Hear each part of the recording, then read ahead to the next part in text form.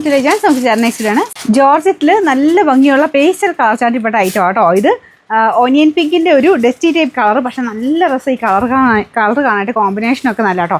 Cut വർക്കിൻ്റെ ഡിസൈനാണ് front പോർഷനിൽ കൊടുത്തേക്കുന്നത്. ഇതുണ്ട്, ഈ ഒരു പോർഷൻ കംപ്ലീറ്റ് ആയിട്ട് കട്ട് വർക്ക്, പിന്നെ എംബ്രോയ്ഡറി വർക്കും ഉണ്ട്.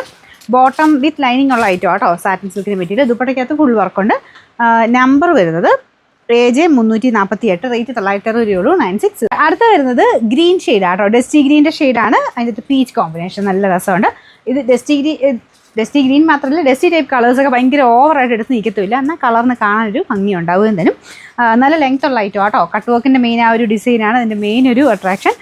ദുപ്പട്ടയ്ക്കകത്ത് ഫുൾ വർക്കുണ്ട്.